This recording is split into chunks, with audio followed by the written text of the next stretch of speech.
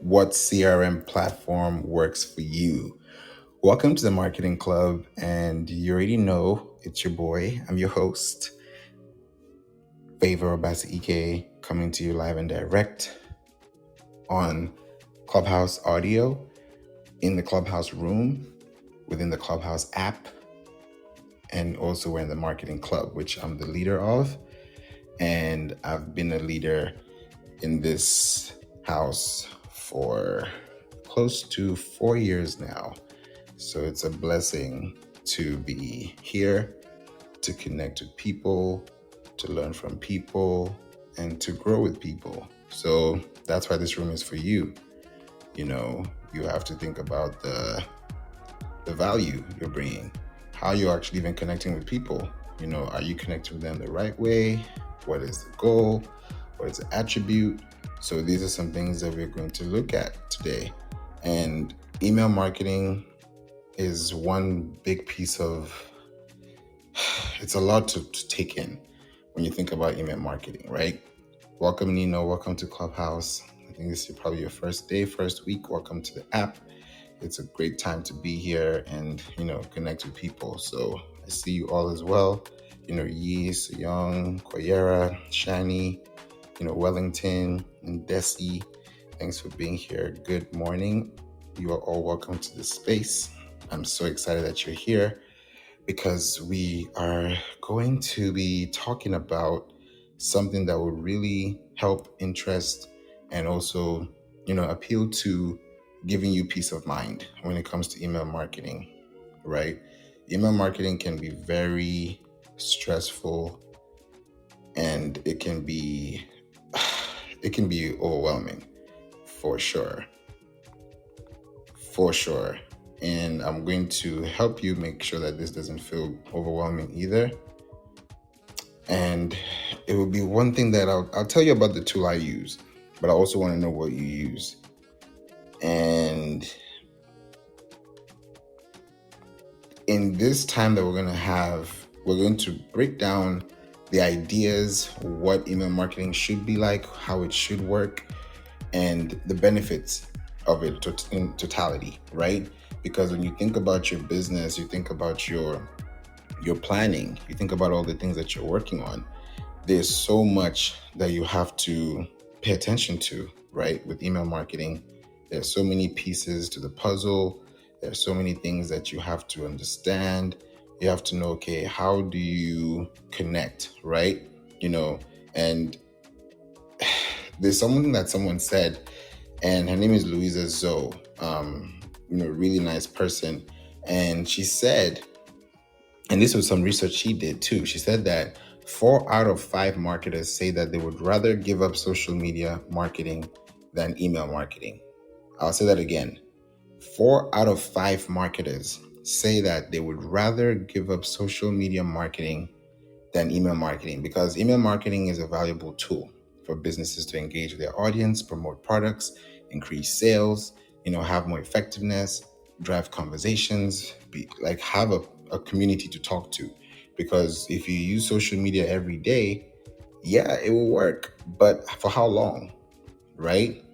So there's an article I'm just putting up here that I wrote, and you can check this out. And this would be very good to, just help you understand the whole idea, the whole piece, to the puzzle. And this is something that I would love for you to look at long term, because when you think about successful strategies for your business, you have to think about, where it's coming from and where it's going, right? In 2024, actually, let me start with 2023. In 2023, there were about 4.3 billion people using emails, right?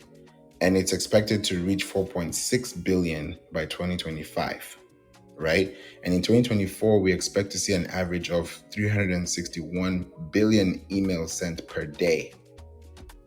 That's a lot of emails. 361 billion emails sent per day. Think about that. That's a lot of information. That's overload. That's overload to like the 100%. Oh, it's overload, right? But when you receive that email and you wanted that email to come to you, then that's the email that you also want to connect with, because that's where you're getting information from, right? If you look at this website that I put here, this is, the news feed that I wrote. I wrote this, when did I write this? This has been a while. June 17th, yeah. I wrote this, not too long ago, about 2 months. And it's still relevant.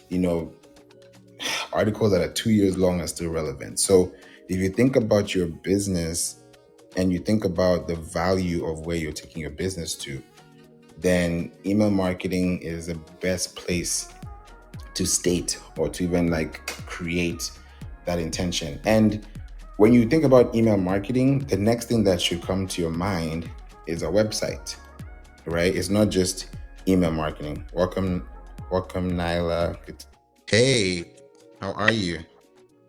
Are you next? Sorry? Sorry, next. Are you next? I didn't hear that part. Love you, love you, love. Love you, and love.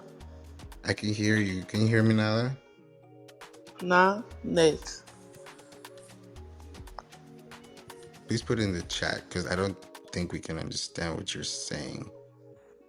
Say, All right, Nala, I'm going to mute you so that we can continue, but please put it in the chat for me, okay? okay, All right. next. Thank you. Awesome. So I was talking about, building out your strategy, your email marketing, your business. How do you take, your business to the next level, connect, what do you say? When do you say things? How are you connecting with people? Period. There's going to be a time that will reach for you that you need to use email marketing. Why? Because this has been what we've been doing from the beginning. Putting a message in a bottle, putting a pen to paper, connecting with people, trying to make a statement or say something. It's always something to do with connections, right? Whenever you receive an email, that email actually has value, and that email is something that you also want to connect with. So you have to think about your business long term, and the long-term effect of your business is going to depend on the communications that you have consistently, right? And consistency comes from positioning. You have to think about the value that you're providing, right? You have to think about the connections you're getting, the people that you're actually looking at.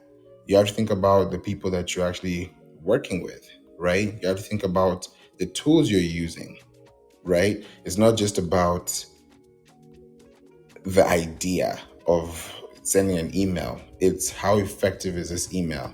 Does this email even reach the people that actually need to receive it? And the people who are receiving it, do they actually enjoy the emails you're sending?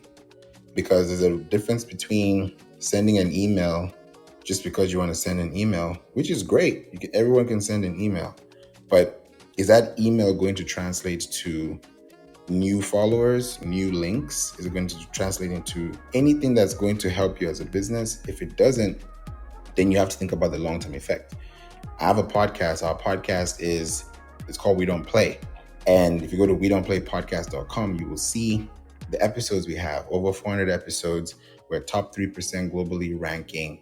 We have over 400 episodes. We're starting season 9, by the end of this month, because we are just excited about connecting with people. We have over 150 episodes that have not been released yet, which are going to be released shortly, into this season 9. So I'm going to put the link at the top so that for you who wants to, listen to the podcast, subscribe to the show, please feel free to do that, because that's one of the best ways we've seen connections.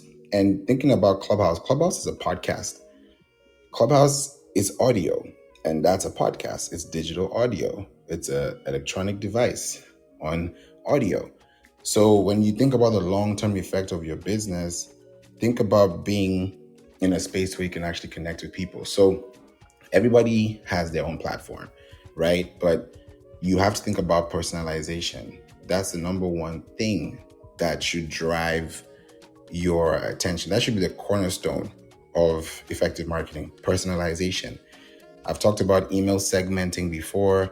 I've talked about how to position your emails, how to send emails, when you send emails.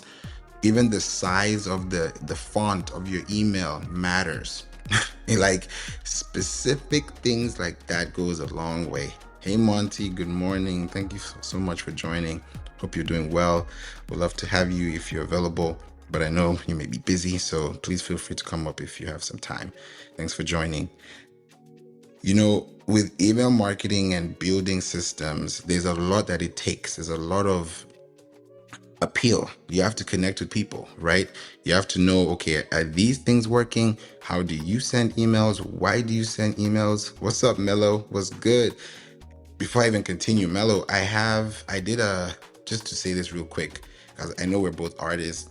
I partnered with a nonprofit organization, and if you check my Instagram, you'll see it in the links there in my bio. I did an SEO for artists and entrepreneurs free course, and it's dealing with a lot of like email marketing and all that good stuff. So I'd love to talk to you about it even more and, get more insight, and I'll be able to connect you. Possibly if you want to talk about something specific, I'll definitely want to connect you with them, because that's how I got connected, through somebody, and I'd like to pass it forward. So I just wanted to, throw that your way as well, and it's all email marketing. It's all communication. It's all building. It's all structure. It's all strategy. And the whole business of email marketing is to understand what works for you, right? When I talked about increasing your email font size, it goes a long way. Like these days, I use font size 16.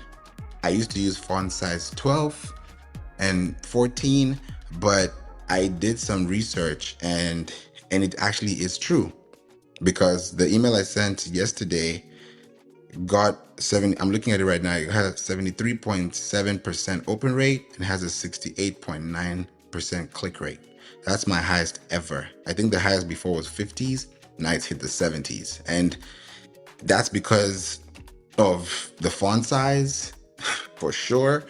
Because when you think about email marketing, it's not just what you say, right? It's how you say things, and how you say things also, is included in how it's layered. When you get when you go to a restaurant, right, and you get a menu, like the menu has it has an appeal. When you look at a menu, right, the menu, depending on the font size, it also tells you the quality of that place. If the font sizes are big, it's such a weird thing that I'm actually thinking about it now. If you go to like a restaurant, a 5-star restaurant, right, and you get their menu, one, you're not going to see the prices. Two, you're going to see the names, right? It's going to have a really nice format, like with nice, calligraphy font. Like it's really nice. Like the font actually brings taste to the food. There's a psychology about that. And the font is small. It's not tiny, but it's enough for you to see, with dim lights, because maybe it's low lights, right?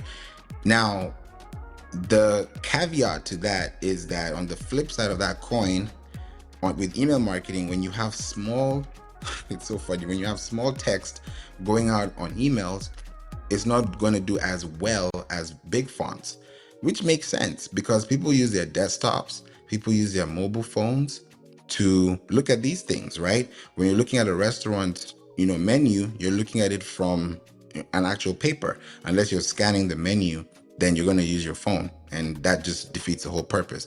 So if you're getting an email and that email actually has big fonts, not super big fonts, but I would say font size 16 is your max, and you test it out, send it to yourself.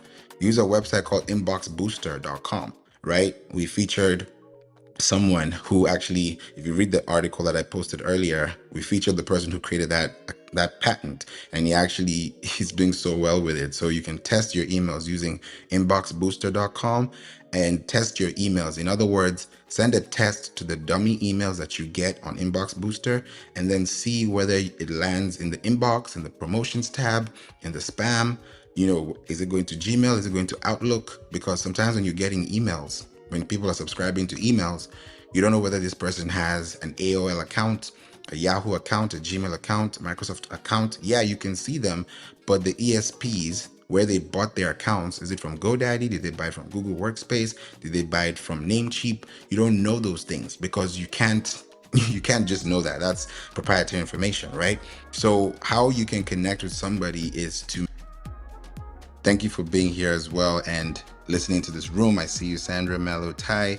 Good to have you guys in the room.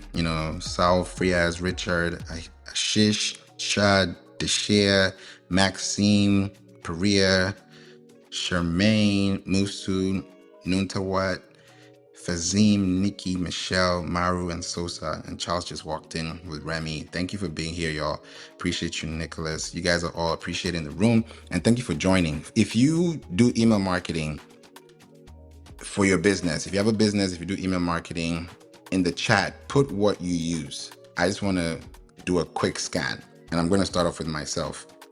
So I'm putting in the chat Flodesk. I use Flodesk.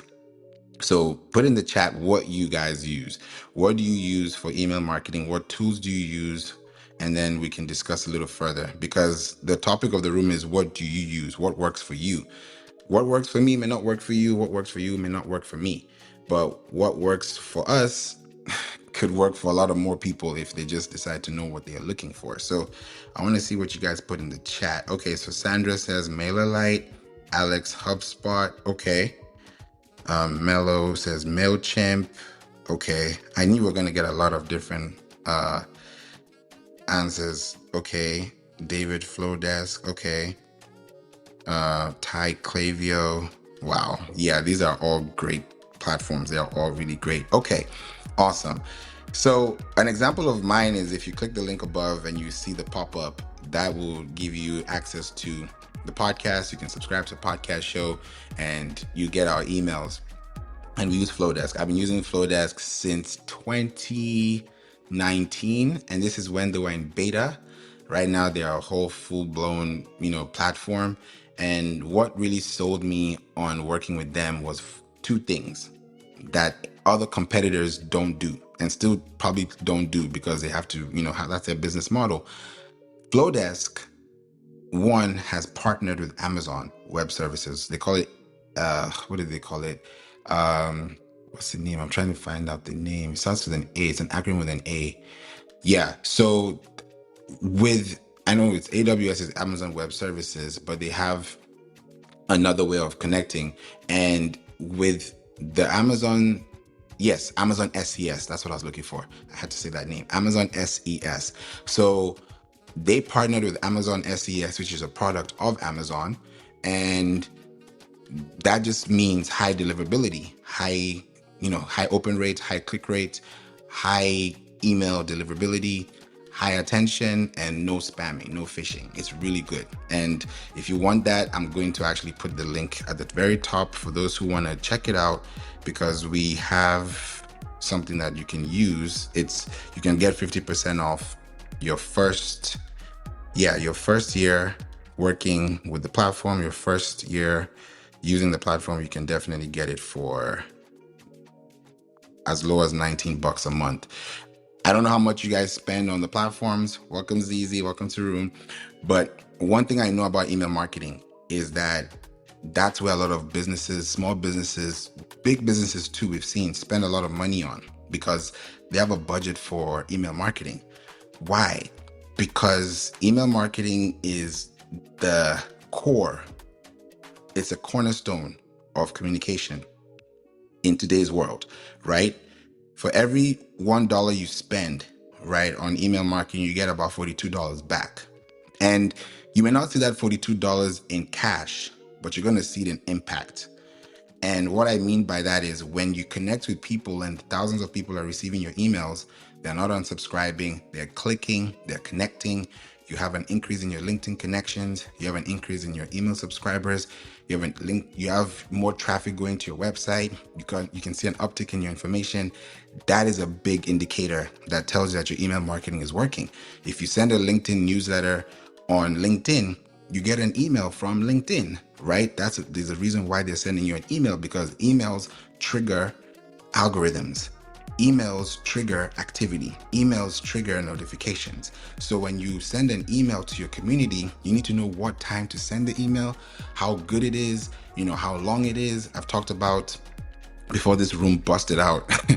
I don't know how the room just exploded and ended, but what I said in the last room was that if you increase your email font, the font size of your email from 14, most people use font size 12 and 14. If you move it up to about 16, you can move it up to 18, but 16 is a sweet spot.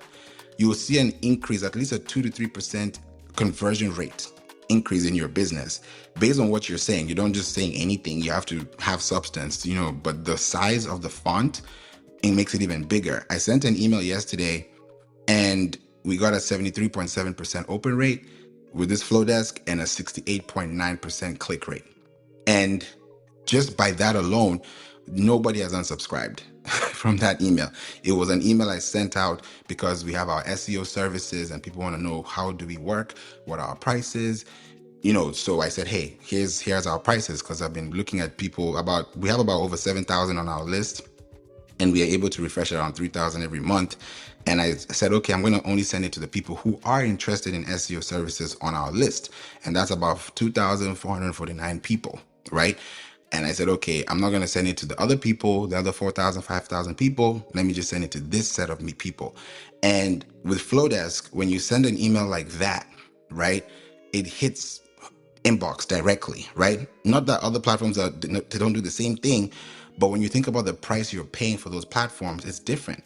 I'm only paying $19 a month to send unlimited subscribers. If I had this same number of subscribers on a platform that is charging you per subscriber or per set or per batch, I'd be paying more.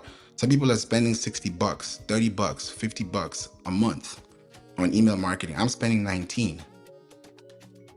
So when you look at how much you're spending per year and you're thinking about how much you're making per year, your profit margins per year, quarter over quarter, are people receiving your emails? Are they going to the spam? Are they going to the junk?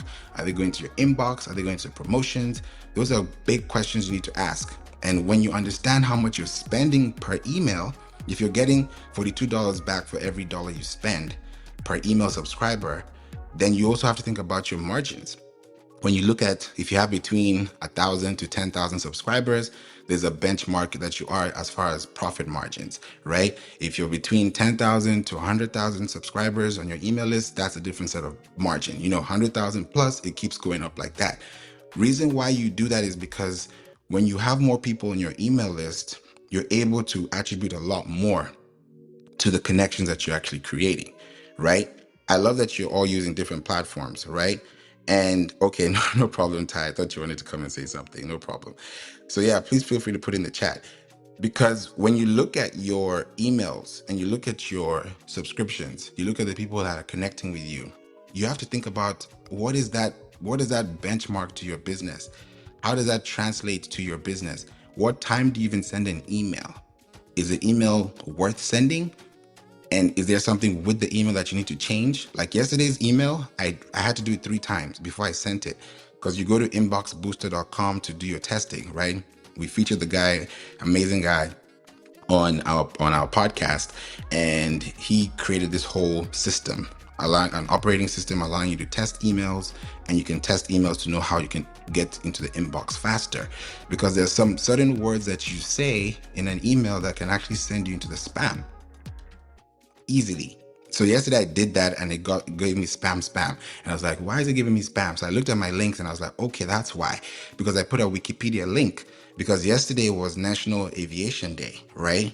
And I wanted to let people know, I mean, they're still going to see it, but I didn't want it to hit the spam. So I had to be very strategic about it because I was doing that in honor of, the people who are flying, people who are, taking us on trips. We love to travel. I love to travel. And we have a package deal with our SEO packages that if you sign up with us, you're able to get a hotel voucher for 4 days, courtesy of the company. And that's because you have to travel somewhere. So because it's National Aviation Day, that's what I was trying to address, because nobody really knew it was National Aviation Day unless you really know what day of the what day it was, right? But most people don't know that every day has a national day for something, right? So that's what I wanted to put out, and I put the Wikipedia link as the pointer so that people can read it. Very easy, simple, boom. But guess what?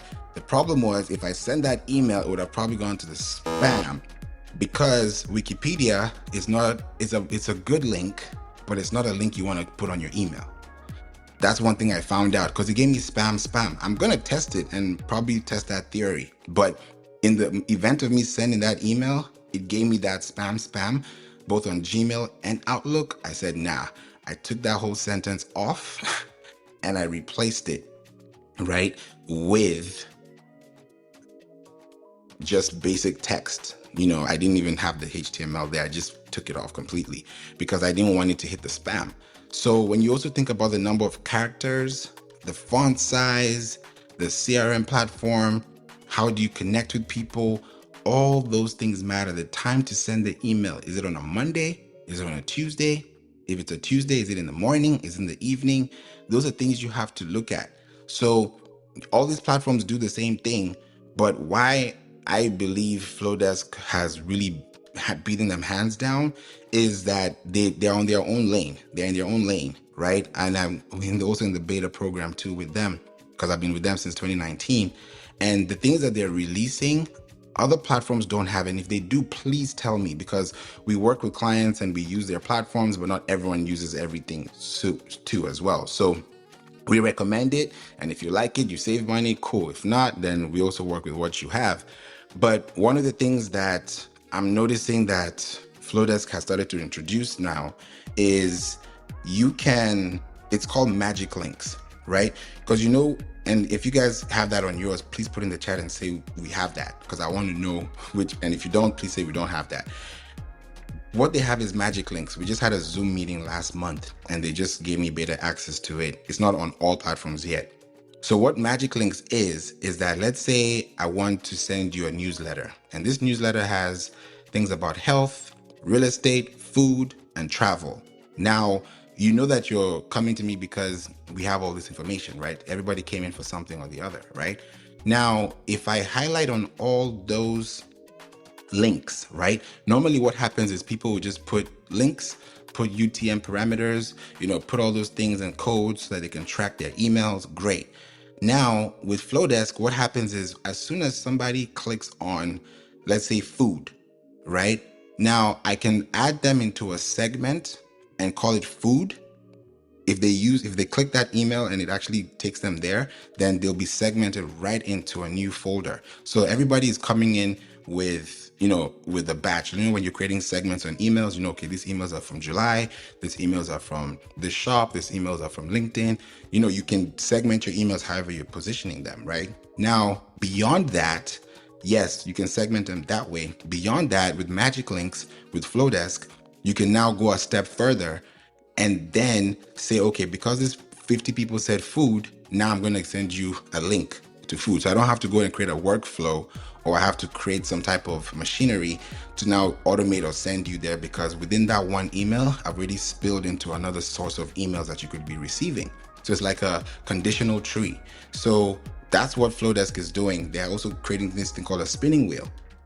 Inbuilt, an actual spinning wheel inbuilt into the platform, so that if somebody wants to spin the wheel, they get something. It's really cool. So there are so many new things that they're bringing in. So let me know in the chat if you guys have that, if that's something you've seen on your platform, because why I'm giving this example is because when you look at your business with email marketing in 2024, personalization is going to be a major key,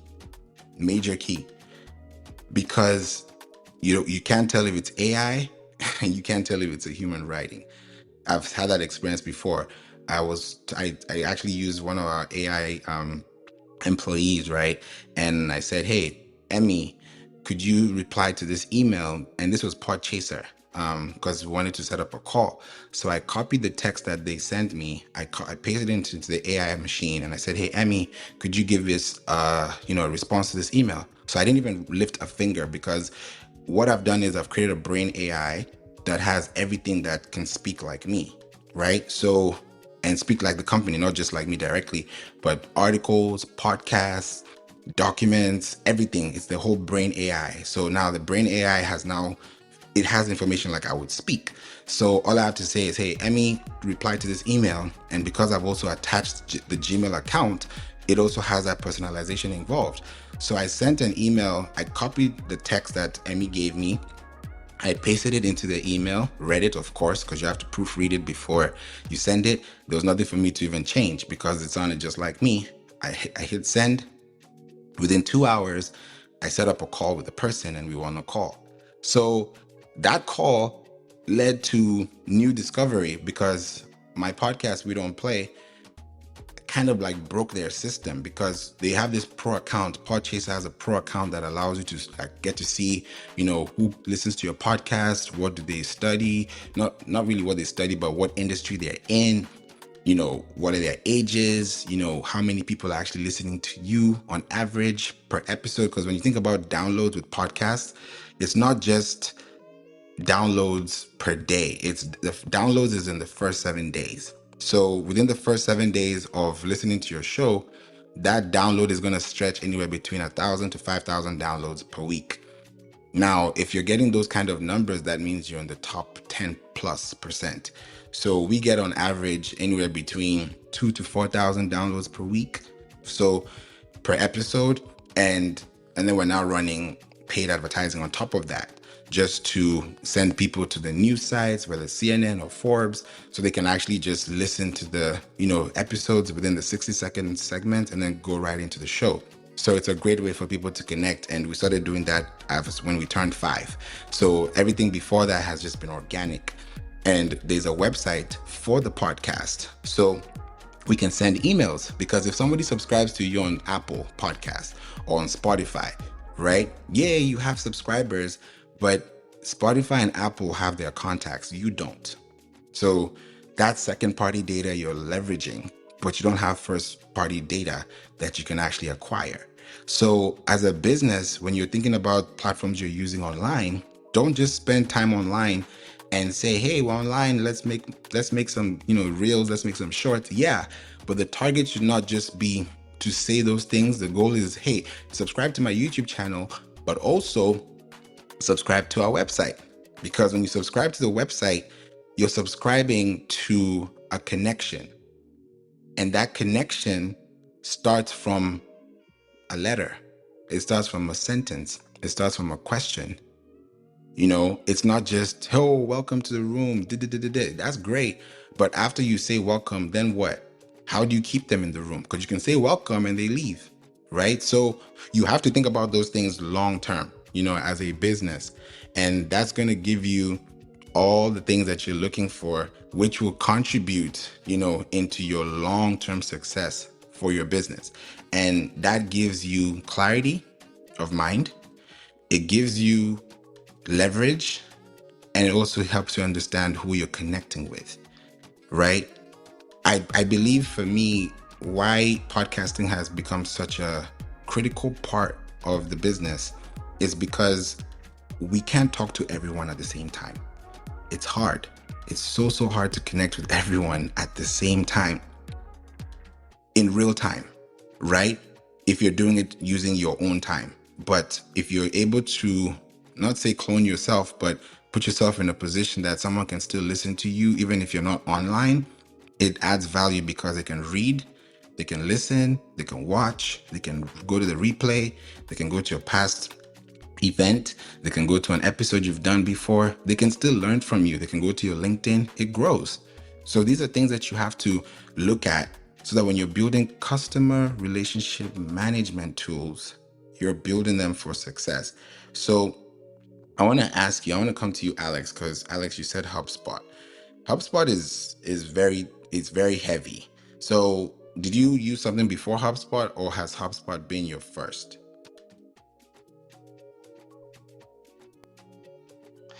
Yeah, for context, I run an agency, so I do use it for that. But obviously, we use it for a lot of clients, so it's probably a little different use case. But prior to that, I've been in the game for a minute. I've used everything from the MailChimps and Constant Contacts to even heavier things like Pardot. A lot of the business that I do is B2B, so it's a little different use case. You're right, it's heavy, but it's in using HubSpot, yes, it checks the email marketing box, but then it checks so many other areas for a lot of our clients. I love that. Yeah, there's so much that you have to look at when you think about your emails and how you're sending them. The number of people that are in your email. Does the server even allow you to send that much emails at once? Because you're also buying it based on capacity.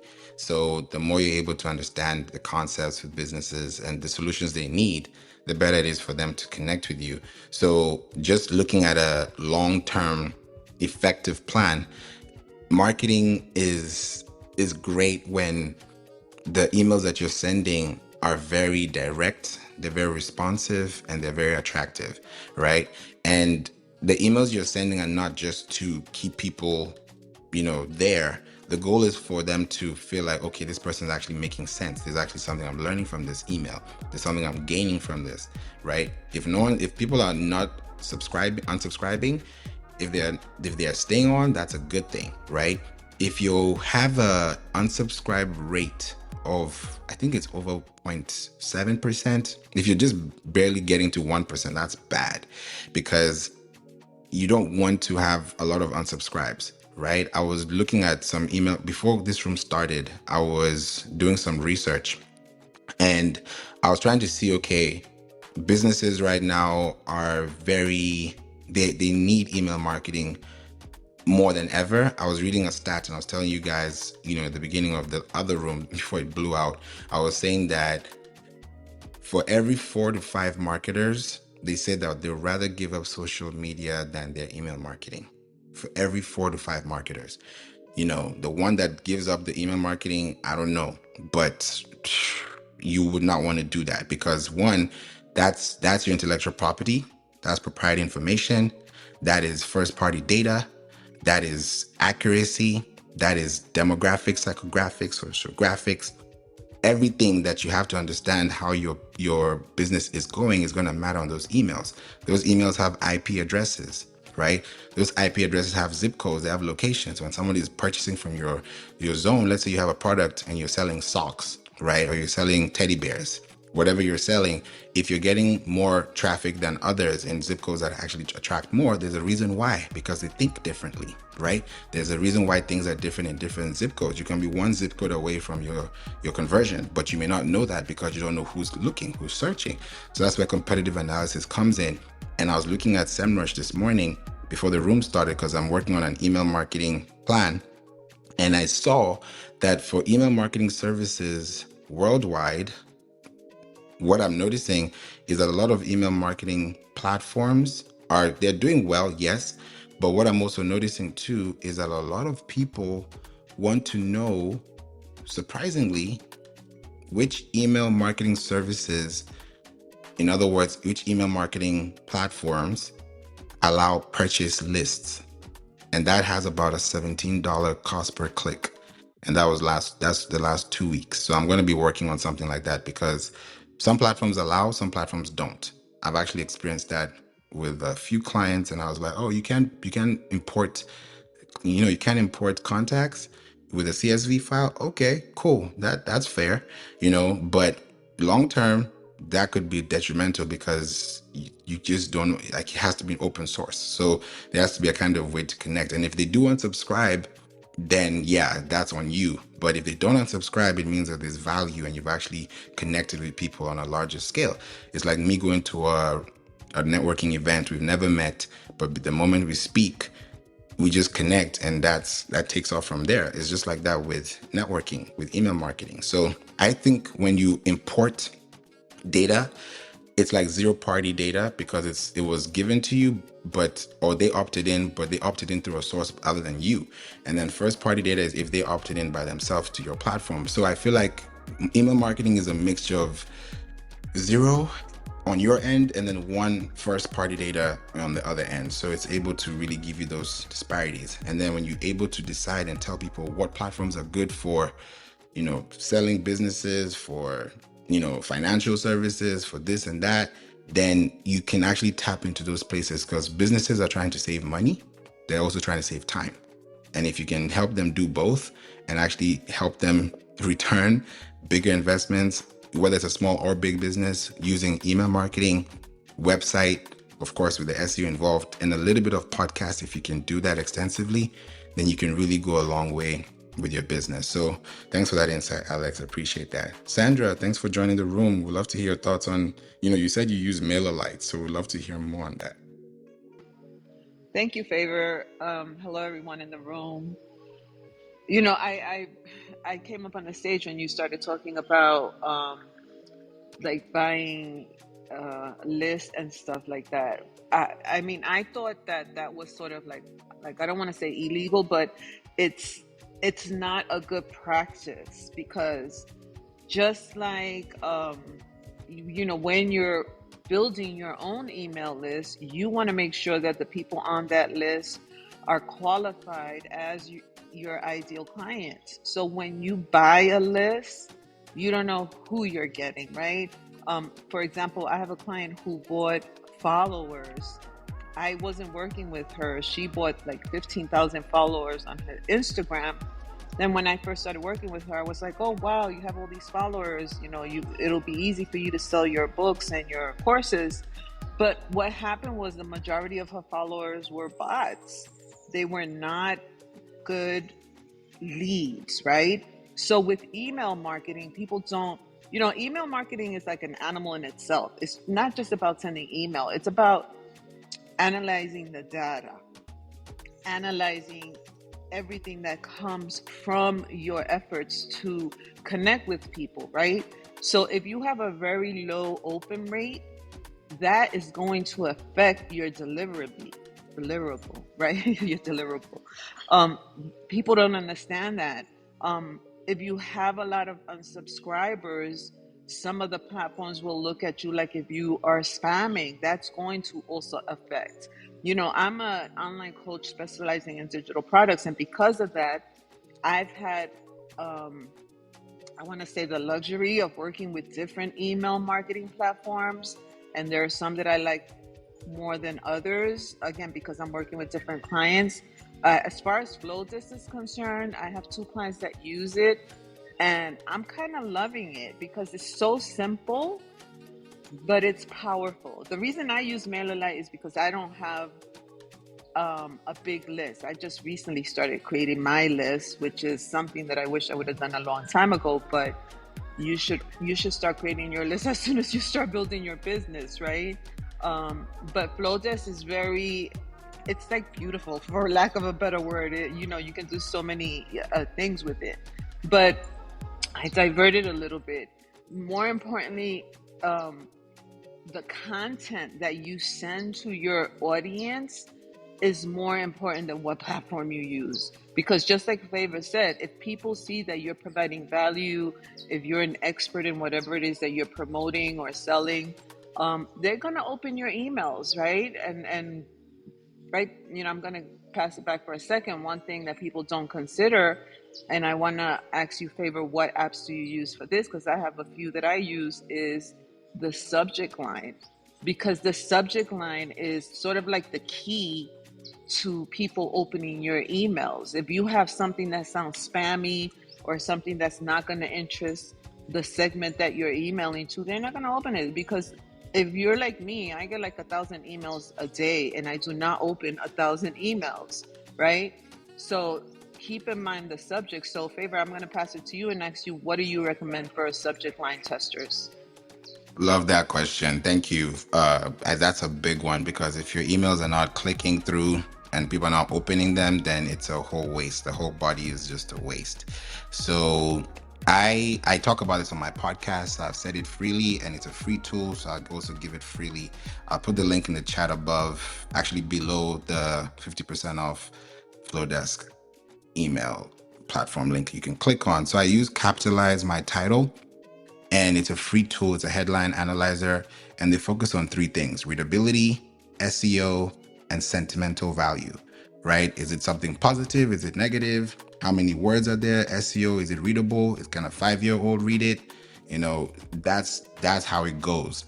And I use it a lot, even for my titles. And you can play around with it, but you want to make sure as you create these titles, make sure that you score green on all of them. If you score orange, you're okay, but you're not on green yet. So when you hit green on all three, readability, SEO, and sentiment, then that's a great thing to do. One thing I also noticed with email subject lines, and I use this a lot, which has really boosted, traffic. Check this out, because when you look at words, right? Words have pixels, right? And pixels have width. This is an SEO technical place I'm going into. You'll even see it on this website. When you use a letter like W, right? They even have it here as an example. I'll just say it right now. This is what it says. Google search results are typically 600 pixels wide, right? So when you think about your phone, your images, how big is your image, how big is your font, how big is all those things I talked about earlier contribute to the success of your email. So it's not just what you say, it's how you say what you say with how you put it together, how you present it, right? So the headlines are wider usually, and they're truncated. That's why when you look at Google search, sometimes when you look at some titles and they have 3 dots, it means that they had way more characters than they were supposed to have in that meta title, which actually slows them down.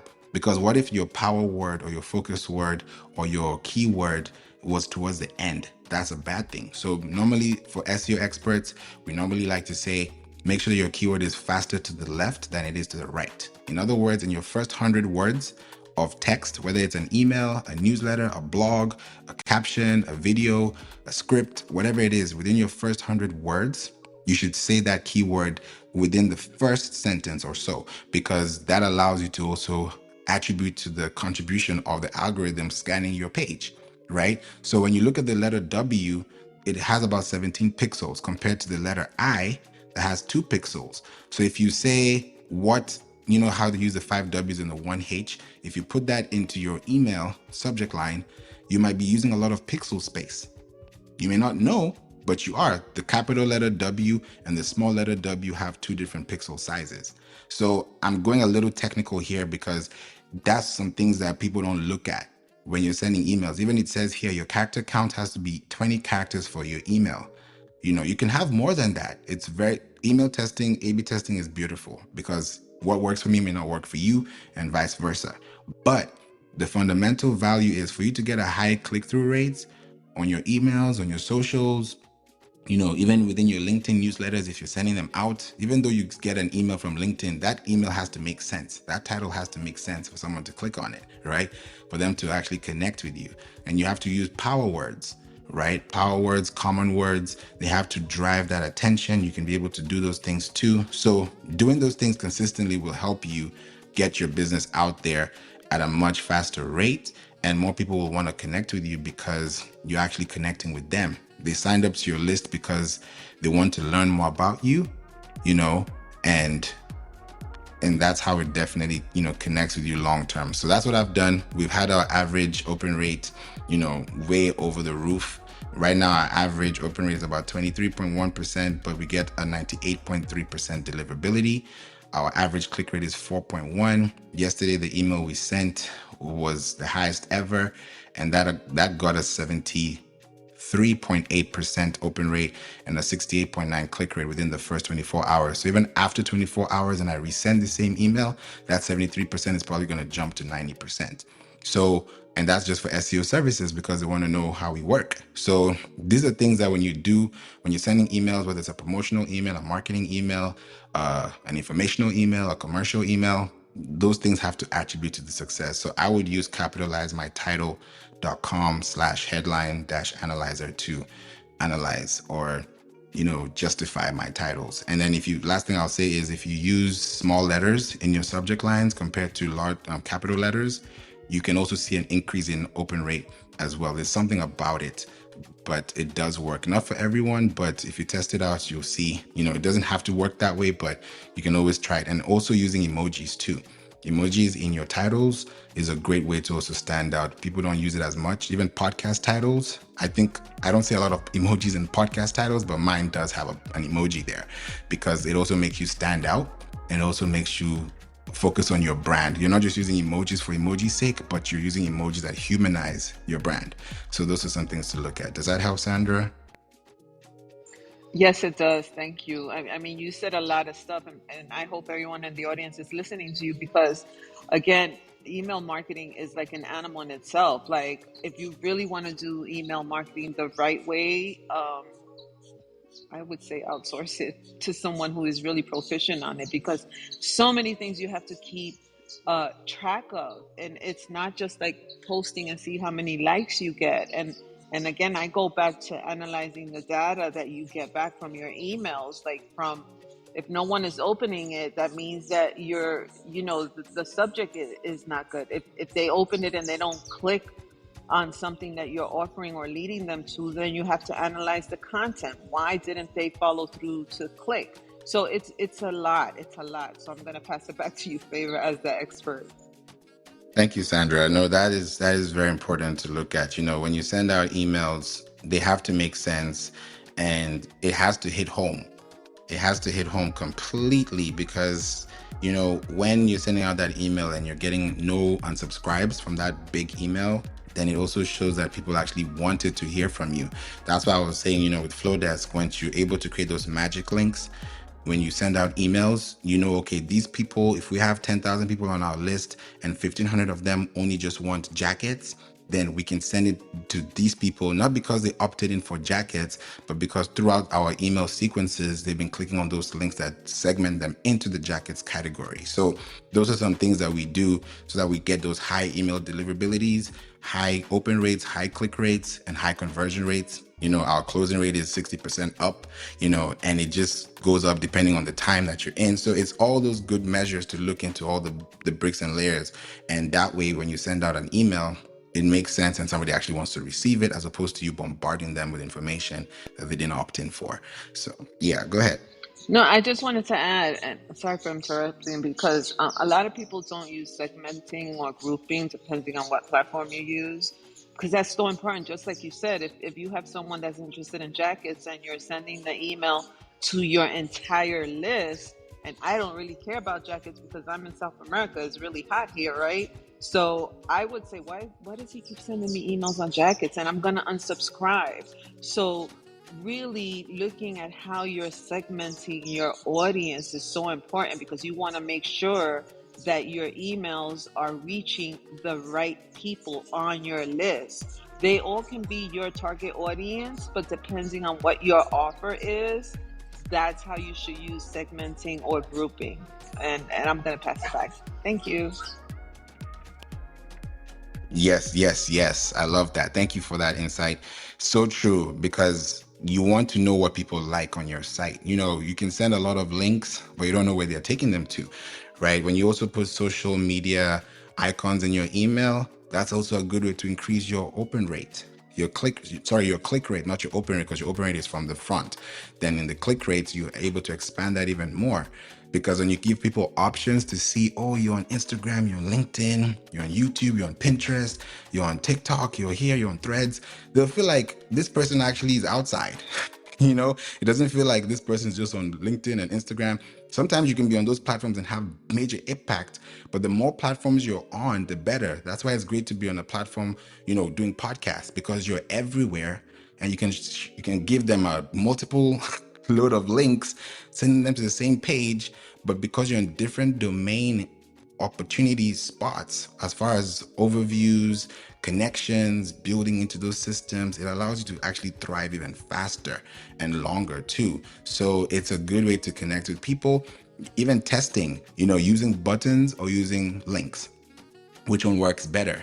You can segment that and say, okay, I'm going to use this email to test and see, do people like buttons, do they like links? I'm going to say, if anyone clicks on this, it's going to go to the link segment. If anyone clicks on this button, it's going to go to the button segment. So I know when I'm sending in emails, I know these people like buttons, these people like links.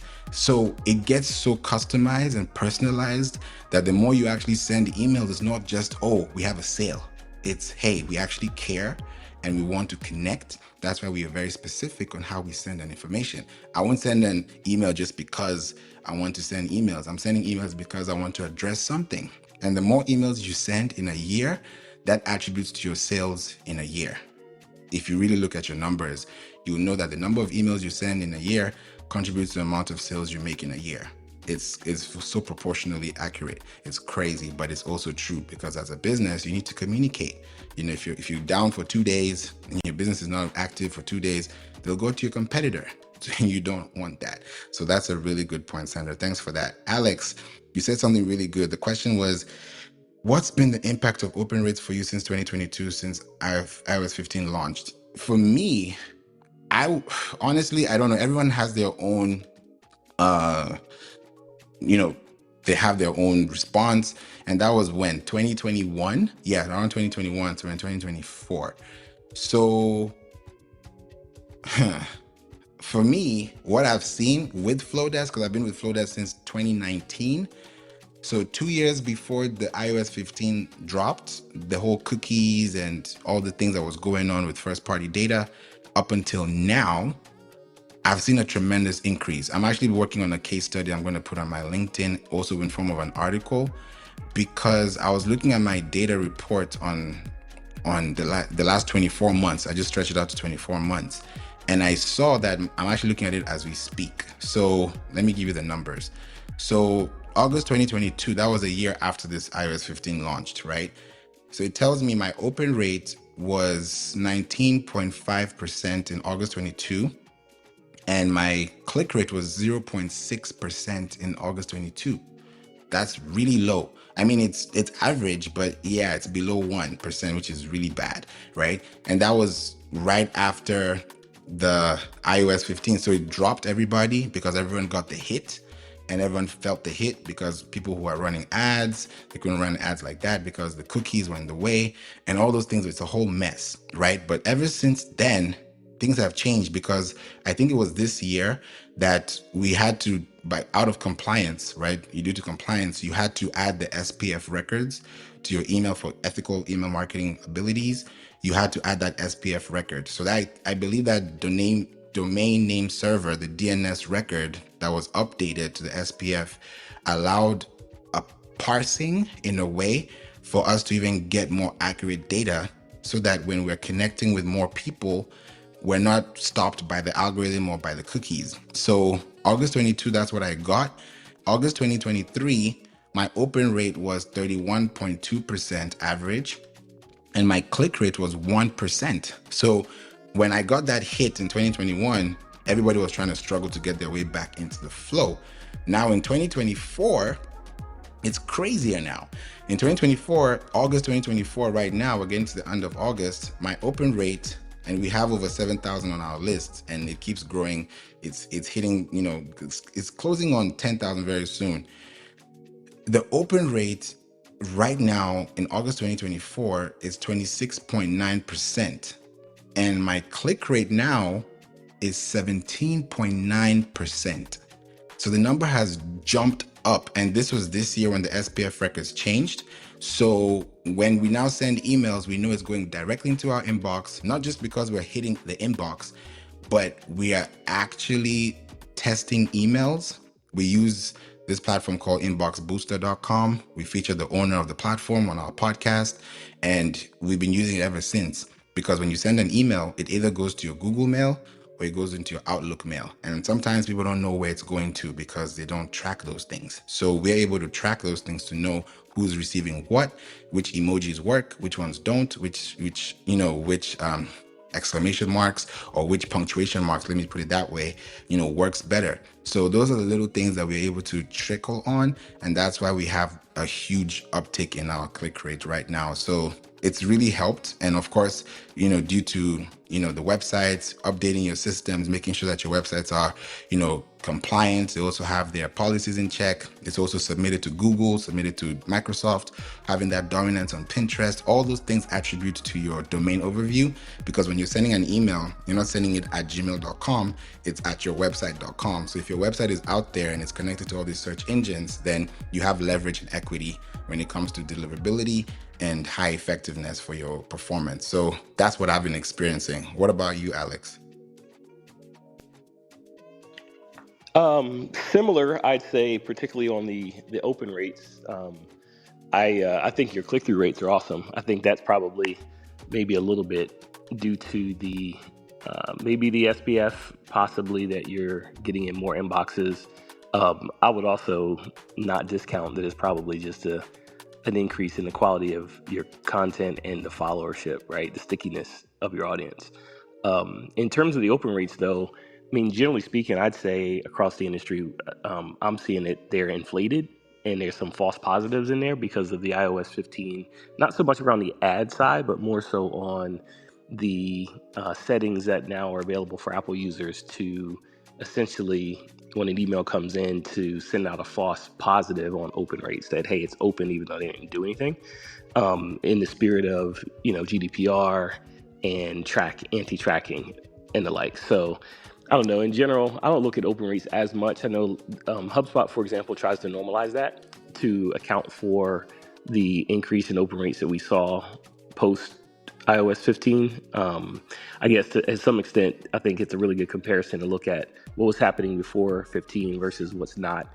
And at some point, if you're looking at it as a point of relative increase, so now to your point, if you're at 30% open rates, you've been in that range for the last several years. Obviously, any movement up or down is still a good baseline. So, but I think it's an important element because I've seen some of our clients that have, to your point, decades of email open rate history, and all of a sudden they see this spike, and that spike may have less to do with the marketer. In your case, I think it has a lot to do with the marketer, but in some cases it's probably not, and it's purely technical. But different audiences, like there's a lot that could drive, how one segment or one business or one industry experiences that versus another. Definitely tracking device type for your opens, as well as software version of those, similar to what you're doing with Outlook and Gmail, really can help to dive in to normalize that data or not. But like I think it was Sandra earlier said, getting with a professional is why all this matters, because there's a lot of nuance to the practice and to the trade. Exactly. No, you're totally right on that. There's so much you have to look at when you even send out emails, how you connect with people, and what basis are you even sending that email on.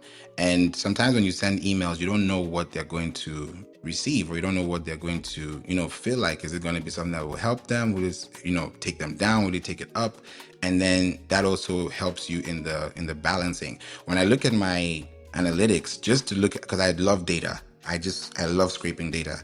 When I'm looking at the spike happened for me in May. I had 3.5% average click rate, and then it jumped to 12.4% in June, because between June, July, and August, we were reshaping our business, how we work, how we connect with people, the kind of businesses that we actually conduct. If it's email marketing services, podcast services, SEO services, website services, we do a lot. It's all digital marketing with our team.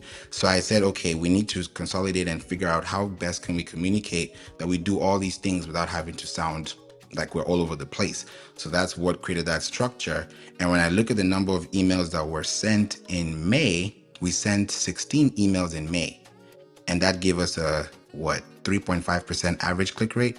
And then in June, interestingly, we spent half of that. So we sent 8 emails, and then we got a 12.4% click rate. So we divided what we did is we slowed, how do I say this? We divided our time spent in half, because when you're sending an email, it takes time to send it. You have to proofread it. You have to make sure the links work.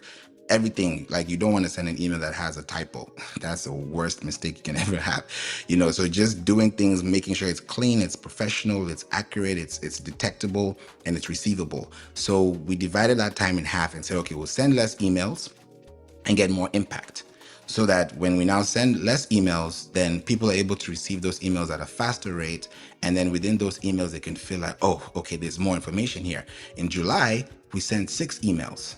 And in July, we had a 16.6% click rate, right? In August, right now it's August 20th, we've sent 4 emails, including the one yesterday that got a 78%, 73% open rate. And now in August, we're at 17.9% click rate. So in September, we might just send 2 emails. So from sending 16 emails in May to sending 4 in August, and we've increased at 17 and 3, that's about 14%. Let's say 15% average, because we still have a 0.5 and a 0.9. So a 15% increase in click rate, and dividing our, sending, it's helped so much, because we realized, okay, people like to receive emails, but we like to give people emails that they can actually binge on. Because last week we turned 5 years in the podcast, and we've not released one episode since. It's a 5-hour show. 5-hour show, and people are still listening to that episode a week later. So I'm like, okay, we're about to start at season 9, so let people enjoy that part, because towards the end of the episode I said, hey, season 9 is coming. So we're already giving people like a way to know, oh, they're listening to the beginning, they're also listening to the end. So if we have advertisers coming in the beginning or the middle or the end, then they're able to detect and know where are their favorite points. So these are things that we've been able to do, get to know the best times to send them, the best days to send them. And email marketing is so friendly, because people can actually want to connect. And sometimes when you get responses, it's big. Like Chatter, for example, great platform, right? I was able to send out emails because we did articles on Chatter, and we're getting a lot of buzz about that. And I said, hey, if you want to join us, it's invite only, send me a message. So I'm getting emails from random people in, I don't know which country it is. It's not even in the US. And I'm getting emails, hey, invite. So I'm like, okay, I don't know you. What's your social? So I can get to see your social media if you're actually a real person before I bring you in, because I have to be accountable, right? So just looking at those things and seeing how you connect to the world at large scale, and having that two-way street with an email is beautiful, because not everyone that's on your email will buy your stuff, but they might tell the next person about your stuff that will buy. So don't count anybody out. Just be good, you do good, and just give people information that they signed up for or they subscribe to. Or if you got them in because you know that they're interested in that, then that's a good way to actually fill in the gap too. So that's what I would say. Sandra, you said, what is the best method of funnel you've used to build your list? For me, podcast. I've said, hey, if you want to join this podcast, listen to podcasts, subscribe, connect. Another way I've done it is through writing articles. So we have a ribbon with Flodesk. It has a ribbon that allows you to put in, and other platforms do this too, but Flodesk just is beautiful. You just create a opt-in form halfway through the email, because we get traffic to our, our blogs. So we know that with those blogs, they're already ranking on Google. Why not put emails so that when people sign up and they want to read, they can also opt in to the email list? Because it makes no sense for you to have all the traffic in the world and no contacts to connect with. So we make sure we're intentional with the emails we send. If you listen to our podcast, you can still get into email. If you listen to a blog, you can get into the email. All those attributes put you in that position. So it's a really good way we're able to build. What I'm doing now for the holiday season is I'm working on a blog outline on how people can, focus on a blog outline and just use it as a template. That's going to be something we're going to use and do for people to just sign in.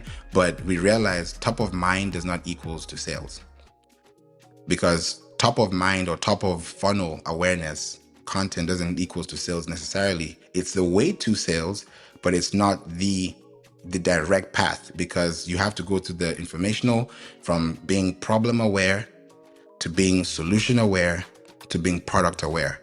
So whenever somebody is in the informational stage, they are problem aware. Hey, I have this problem. Can you help me?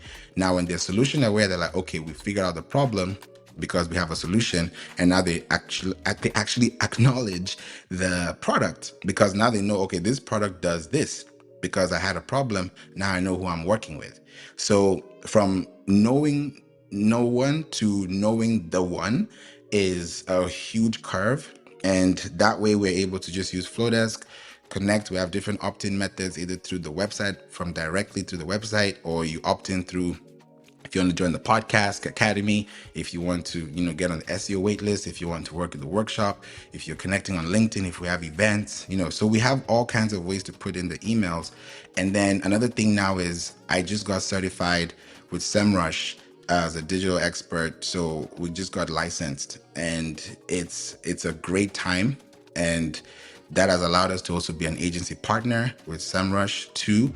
And of course, you have to pass the test, you have to go through those processes, and they don't pick anyone.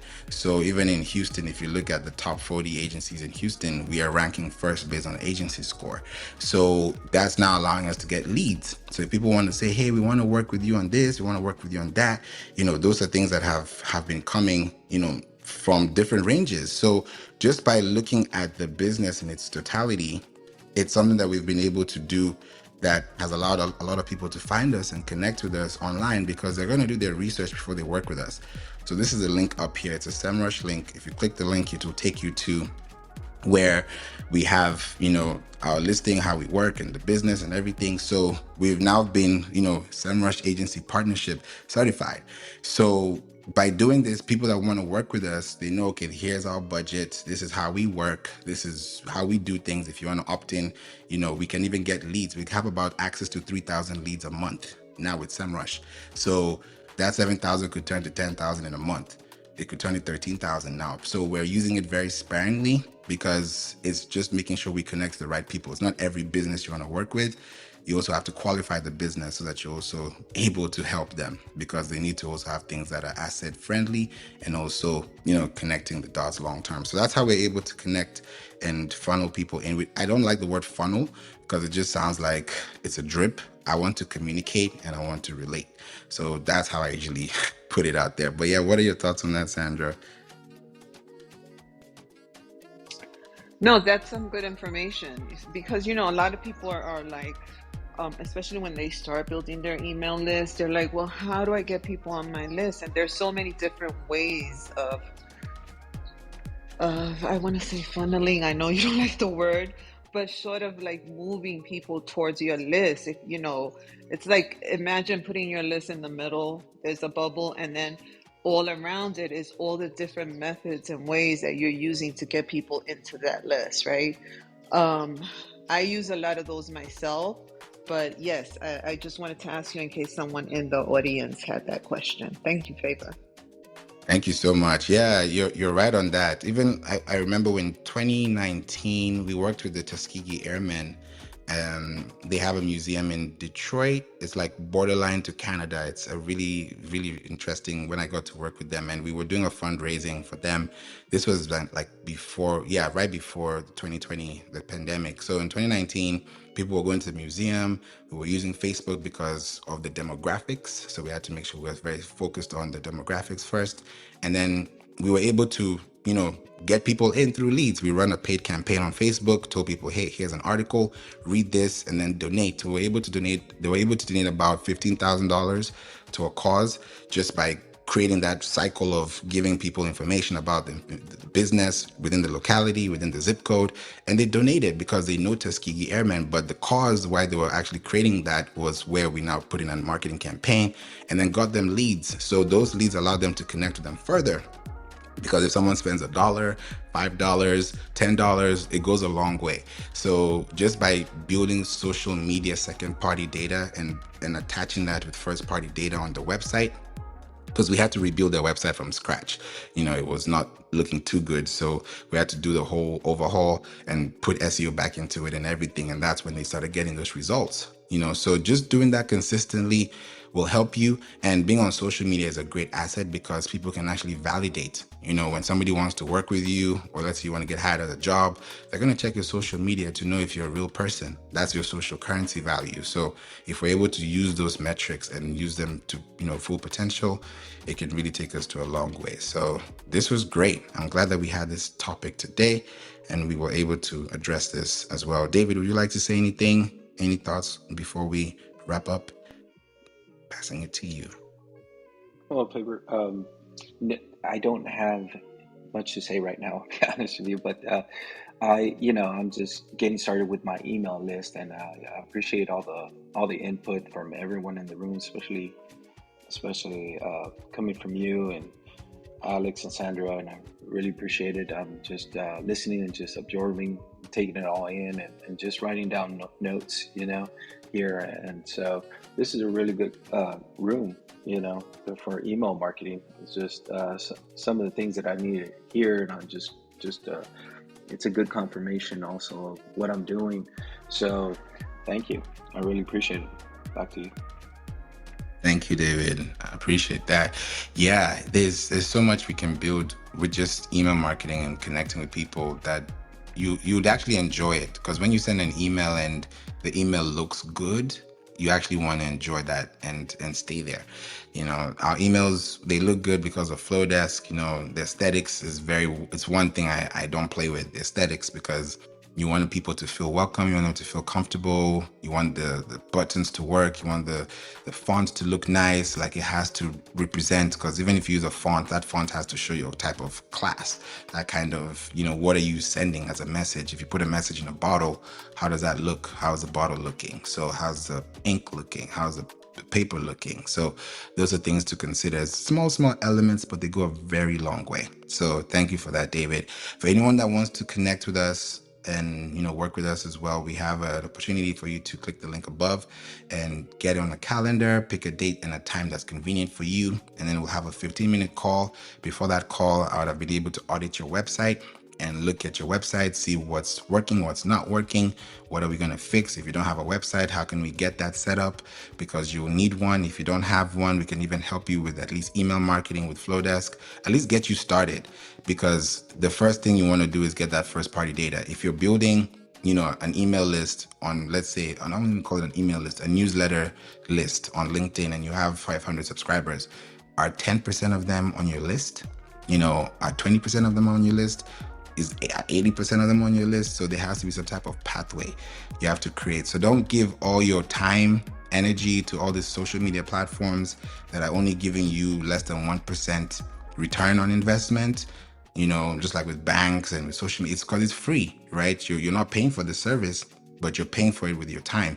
But if you're able to pay it back by serving humanity, serving people, and then getting rewarded for first-party data on your website because you have control and you have accuracy and quality, then you can really get some good data that can help your business grow, whether you have a podcast, whether you have a business, whether you have a website. All those things are going to play into your business long term. So feel free to click on this call, and we'll love to connect with you, ice break, get to know each other, and also see what you're doing for your business. We work internationally, so we have no restrictions. It's been very exciting. We have clients in Sweden, in the UK, in the US, and it's been good. I'm connecting with somebody today. He's in Denmark, and there's a platform called Cal. I know all of us know Calendly. I also use Calendly, but there's a platform called cal.com. And I'm about to switch over to them, where we're going to be helping with their SEO, planning to do something. So I have a meeting later on today because they need help with their SEO. And yes, they are new, but they're also very promising because they're used in Europe more than in North America. Because whatever let me put it this way, $15 that you're paying on Calendly is what you could get for free on Cal. And Cal has their own inbuilt video interface compared to Calendly, where you have to connect to Google Meet or Zoom, right? Everyone knows Calendly. I've been using Calendly for years. But Cal right now is something that people are looking up to. In Europe, it's a big thing. I saw someone using it in Berlin. I talked to someone in Berlin. She had it, and it's called Content Radar AI. I got access to their platform.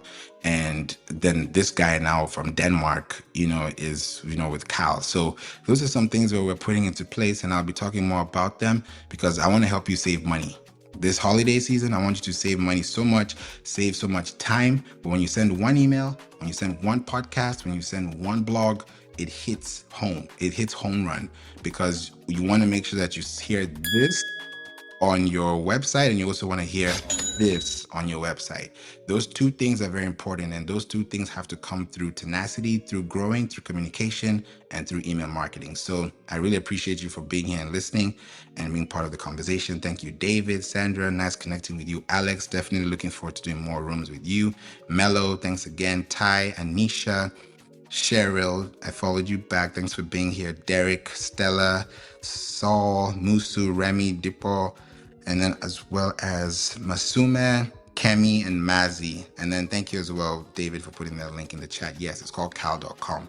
I'm going to be talking with the developers today because, yeah, they have a lot of SEO to do, especially when it comes to competition. Yeah, there's a lot they have to cover, but they're promising, and I believe in them so much because I like to see things grow from like a mustard seed all the way into an orchard tree. So yeah, I'm excited. Thank you so much for being here today. God bless you all. Have a wonderful Tuesday. For those who like tacos, happy Taco Tuesday, and enjoy your day. I will see you guys in the clubhouse street soon. Take care. Bye, everyone. If you have reached this point of the episode, I just want to say thank you so much for listening to the We Don't Play podcast show. I hope this has helped you, given you some insight, because every time I come on here or anytime I bring somebody on here, a guest, a speaker, anyone that is of relevance to you listening is always going to give you educational value, definitely entertainment value, and most importantly, empowerment value. So thank you for listening to the We Don't Play podcast show every day. And if you want to reach out to me, you know where to find me. Click the links in the description or go to info@playinc.online, info@playinc.online, and book a call. Let's talk. Let's have a conversation. Let's talk SEO. Let's talk marketing. Let's talk business. Let's talk scaling. And I look forward to meeting you and learning more about you and your business. Till we meet in the next episode, have a blessed evening, have a blessed day, night, wherever you are in the world. And I look forward to seeing you in the next episode. Bye for now. And don't forget, Jesus loves you.